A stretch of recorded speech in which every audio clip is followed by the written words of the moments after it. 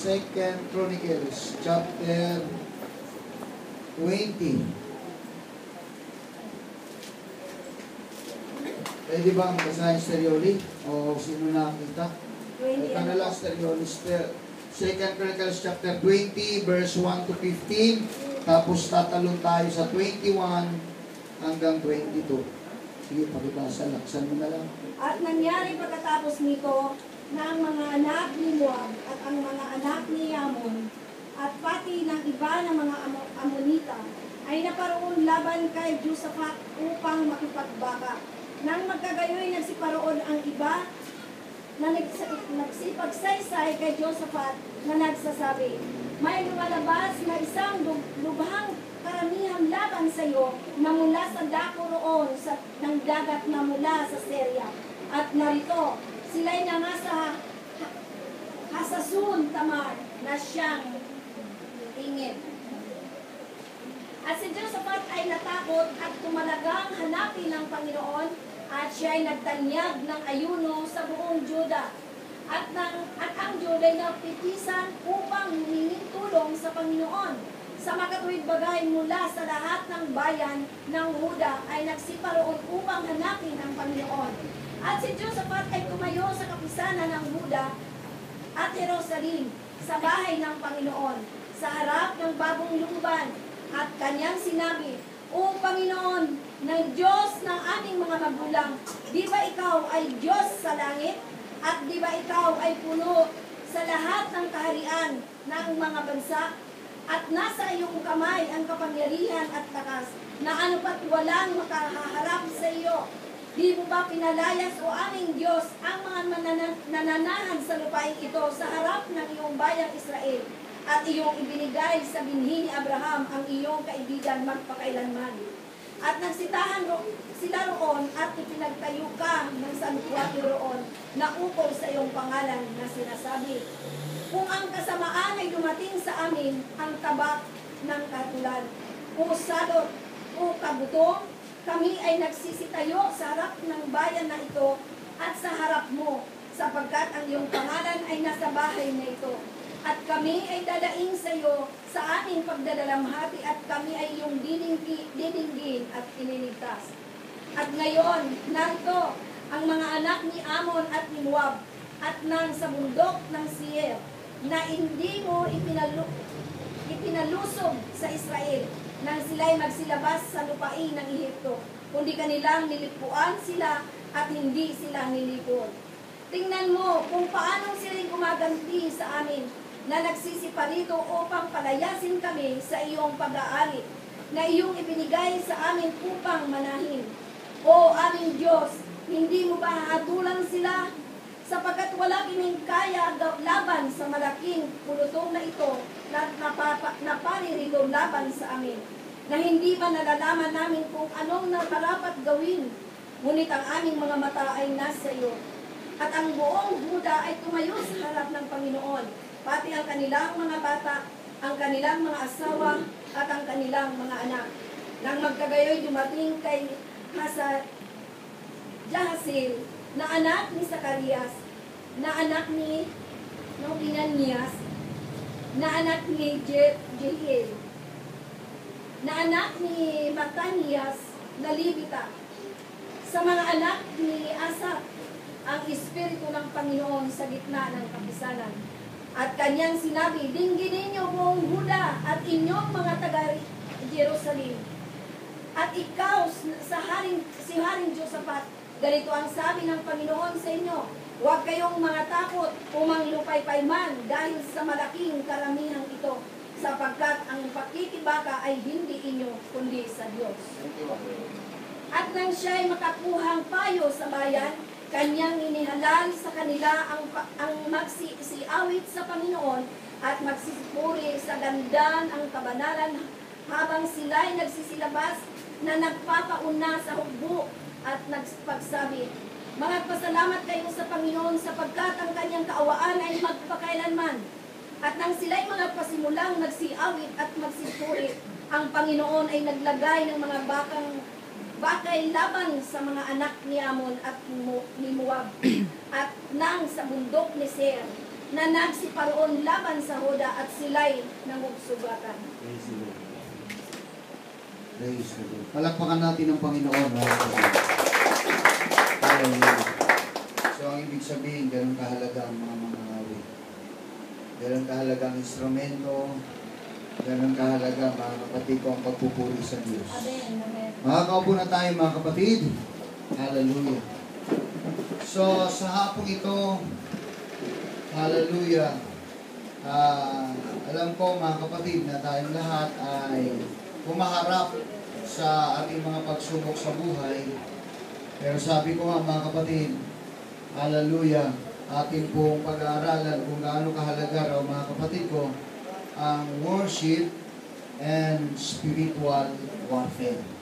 Yan po yung tema po natin ngayon sa hapong ito, worship and spiritual warfare. Kapag naunawaan natin mabuti ito, mga kapatid, nandito pala ang katagumpayan sa tunay na pagsamba sa Diyos. Amen. Sa tunay na pagpupuri sa Diyos. Hallelujah. Sa tunay na pakikipag-ugnayan sa Diyos, mga kapatid. When we worship God, hallelujah, ating pong nararanasan ang mga katagumpayan sa ating buhay. Yes. Kasi ang buhay natin mayroon pong spiritual warfare. Sino po rito ang walang pagsubok? Lahat po tayo sinusubok, lahat po tayo may problema, dumarating po sa ating mga karamdaman sa buhay. Kaya nga, mga kapatid, ang worship at ang spiritual warfare hindi pwedeng maghiwalay ito. Amen. Amen. Yes. Nandiyan pa ba tayong lahat? Amen. Hallelujah, hallelujah. Come on, let's clap our hands to Jesus. Hallelujah. Maraming mga mananampalataya, mga kapatid, ang iniisip ng pagsamba ay isang pagpunta sa iglesyang ito every Sunday, mga kapatid. Kung yan po ang ating iniisip, yan po ang ating mentalidad, mga kapatid, tayo po ay nagkakamali. Narito po tayo, hallelujah, totoo yun, during Sunday, nagkakatipon po tayo. Pero mga kapatid, ang pagsamba ay ugali po ito. Karakter po ito. Yes. Na dapat daw nating matutunan, mga kapatid. Sabi nga, we've learned that worship help us endure trials and empowers us for witnessing. Ibig sabihin, mga kapatid, ito raw ang matutunan natin na sa ating pagsamba sa Panginoon, hindi lamang sa araw ng linggo, kundi every day, every hour, every minute, sumasamba tayo sa Panginoon. Hello? Amen. Kaya kung nandito tayo para sumamba sa Panginoon, much better, mga kapatid. Kaya nga, sabi ko nga, during worship time, see to it, mga kapatid, na hindi ka maistorbo or else, mga kapatid, mamimiss mo, hallelujah, ang enjoyment mo sa Panginoon. Kaya nga tayo nandito ay dapat sambahin natin, mga kapatid, kasi ito yung makakatulong sa atin. Ito na yung aid, mga kapatid, para sa atin pong spiritual warfare. Kasi sabi nga, ang buhay natin ngayon, mga kapatid, hallelujah, sa panahong ito, kailangan talaga natin ang totoong pagsamba, a sincere worship to God. Bakit, mga kapatid? May papansin po natin ngayon kung ano na po ang mga nangyayari ngayon. Kaya nga, isang bagay na lang, mga kapatid, hallelujah, ang napakaganda ngayon ay ang sumamba sa ating Almighty God, mga kapatid, and none other than He is Jesus Christ. Amen? Amen. Sa tuwing tayo sumasamba, ang mga anak ng Diyos na sumasamba, nagtatagumpay ito over the enemy, mga kapatid. Amen. Ha? Kaya nga sabi ko nga, mga kapatid, hallelujah, hindi pwedeng paghiwalayin ang pagsamba at ang warfare, spiritual warfare, mga kapatid. Tatandaan natin palagi na dalawang klase, mga kapatid ko, pera sa five senses natin, yung sa spiritual, mga kapatid, spiritual sense, and the physical sense, mga kapatid. Ang labanan pang spiritual, hallelujah, makakamtan mo ang katagumpayan, mga kapatid, kapag pinapalakas mo ang spiritual life mo. Amen. Ang physical natin, mga kapatid, ito yung nakikipaglaban, na kung kaya, mga kapatid ko, hallelujah, dapat lang talaga na ang katawang ito ay naipagkakaloob o ibinibigay sa ating Panginoon, anuman ang mga pwedeng maranasan dito or nito, ay ang mahalaga, mga kapatid, ay patuloy nating nasasamba ang ating Panginoon. Amen. Hallelujah. Amen. Amen. Sa Old Testament, mga kapatid, ang mga taong ito, hallelujah, sa ating binasa, ang kanila pong ginagawa, mga kapatid, kapag meron silang kalaban, ay sumasamba po sila sa Panginoon. Meron silang mga nararanasang warfare, mga kapatid. Hallelujah, sa kanilang mga buhay. Kaya nga, mga kapatid, kapag ka sila ay bigo na sambahin ng Panginoon, hindi po sila nananalo sa labanan. Take note. Hello? Amen. Ha? Pagka ang church bigo na sambahin ng Panginoon, at ang church walang gagawin para masamba ang Panginoon ng buong puso, hindi po tayo mananalo. Amen. Pag may pagsubok po tayo, timbuhan po tayo. Amen. Pag may problema po tayo, bagsak po tayo. Kasi sa Old Testament people, my brothers and sisters, hallelujah, kapag ka sila lumilihis, hallelujah, sa kanilang nilalakaran at hindi sila lumalakad sa daang matuwid, hindi daw sila lumalakad sa daang matuwid, mga kapatid, hallelujah, at hindi sila nakapagsisisi sa kanilang mga ginagawa at hindi nila nasamba ang Panginoon. Kapag nakipaglaban sila, natatalo sila, mga kapatid. Pero kapag sila ay sumasamba sa Panginoon at ang Diyos ang kanilang nilalakaran, hallelujah, anumang digmaan na kanilang kaharapin, lagi po silang nananalo. Amen. Palakpakan natin ang ating Panginoon. Hallelujah. We could not win the war without sincere worship. Kaya napakahalaga ang pagsamba.